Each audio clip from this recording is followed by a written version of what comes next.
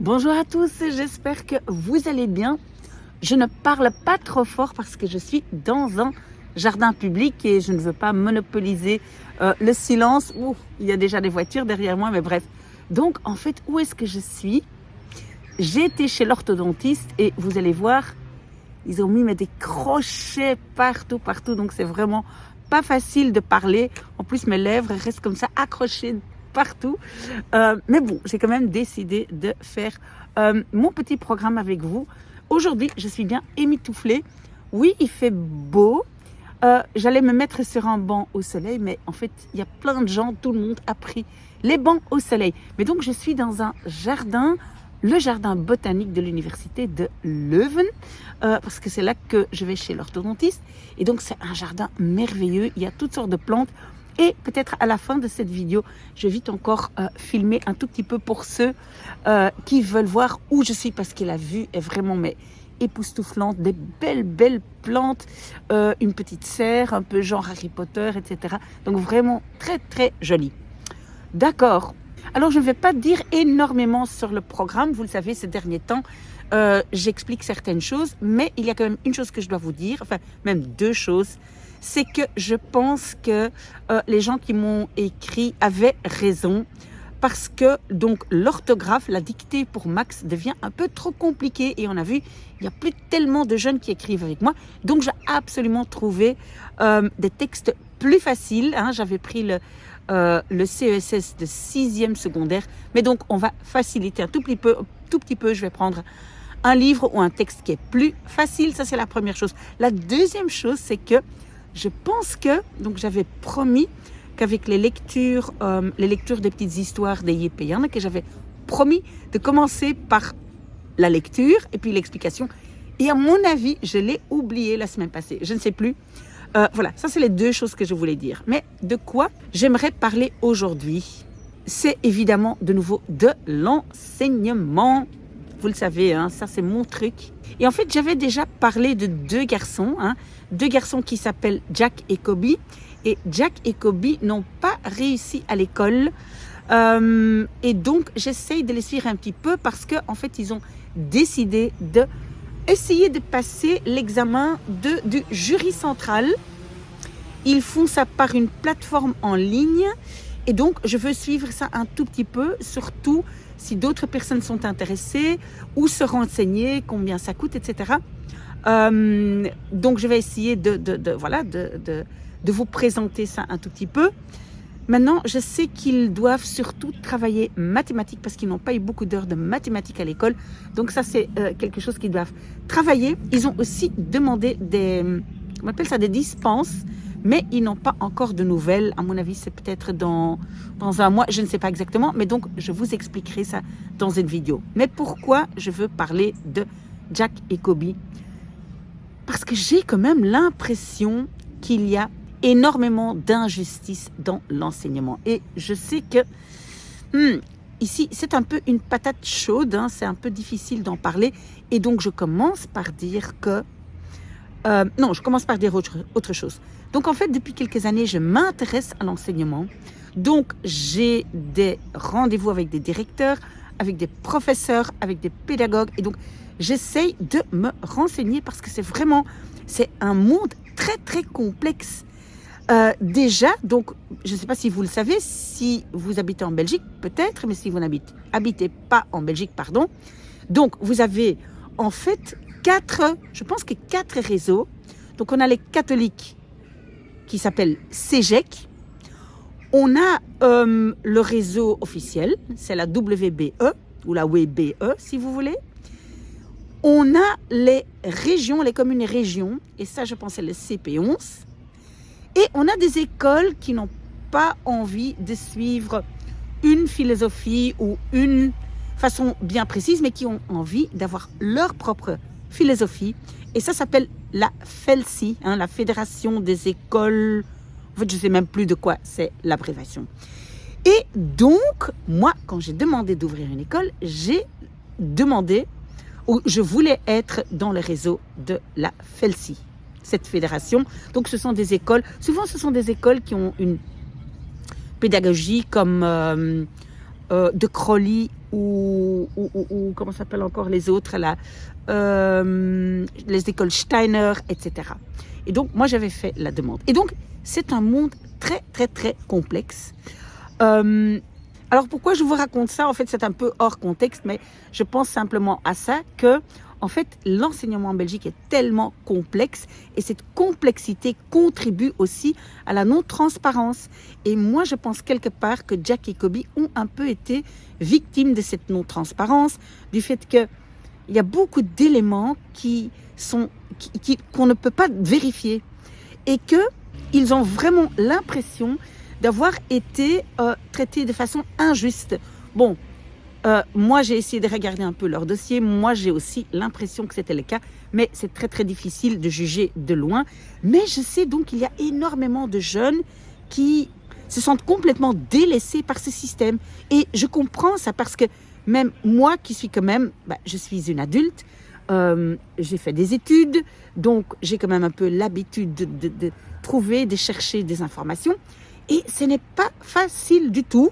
Et ce n'est surtout pas facile de se défendre contre un système énorme qui n'est ni transparent, qui est très complexe, beaucoup plus complexe que dans d'autres pays. Bref, je fais beaucoup de blabla là.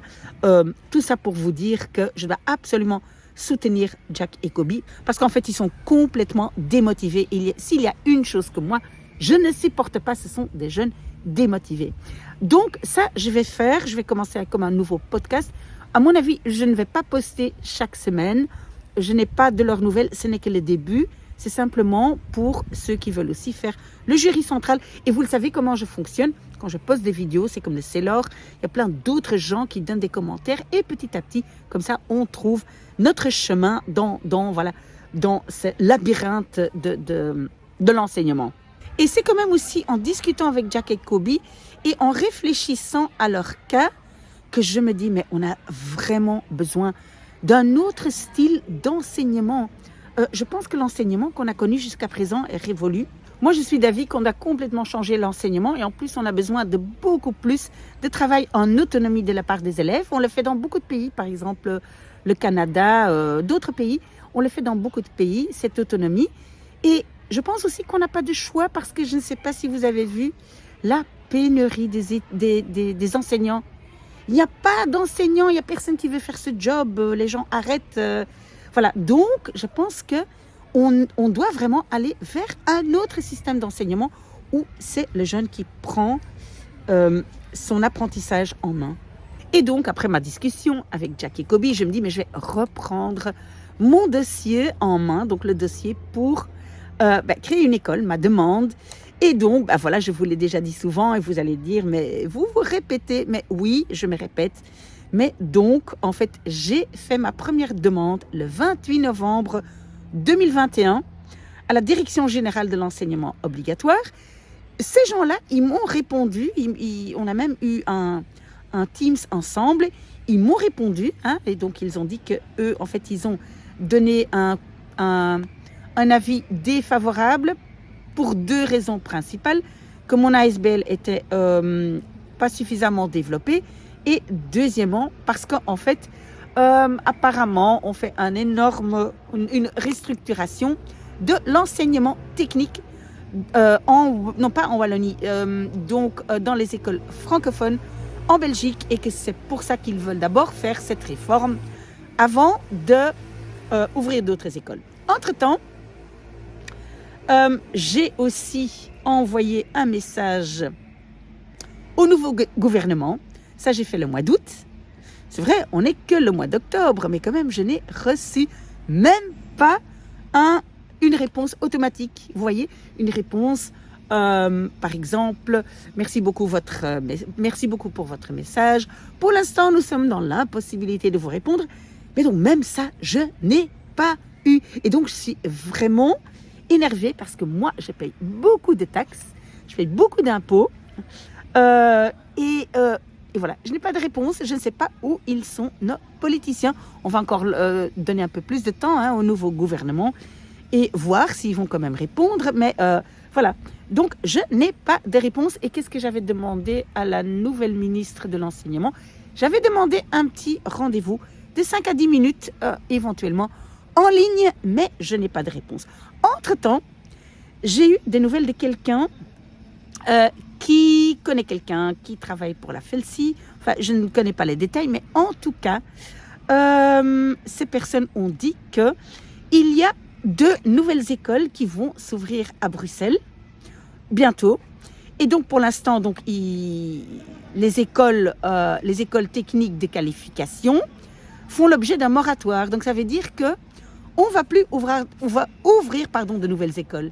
Mais est-ce que vous ne trouvez pas, si on ouvre 2 nouvelles écoles, est-ce qu'on ne pourrait pas m'envoyer un message en disant « Désolé, on a déjà 2 nouveaux projets et donc pour l'instant, on ne s'occupe pas de votre projet. » Mais non.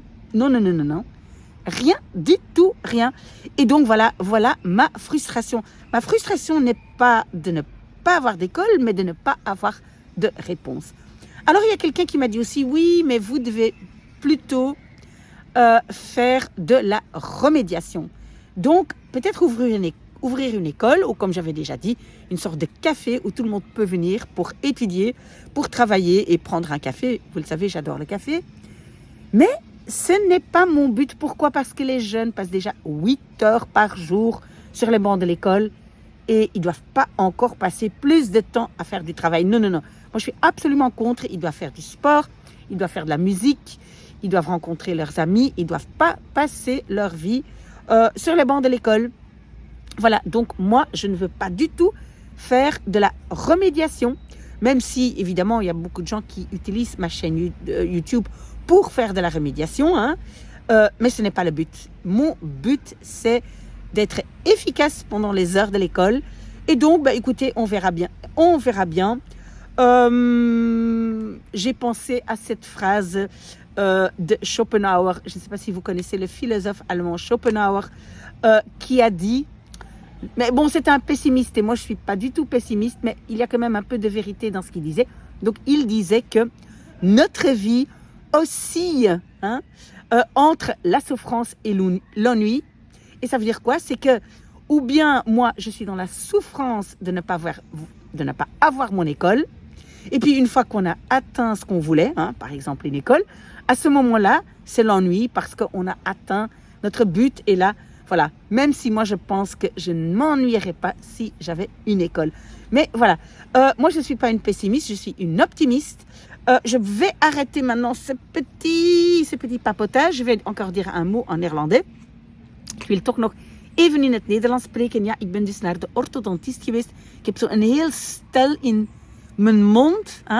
Die gaten tussen mijn tanden gaan dichtgemaakt worden. Maar ik zit hier dus in de botanische tuin van Leuven. Dat is ook de allereerste botanische tuin en de tuin van de universiteit.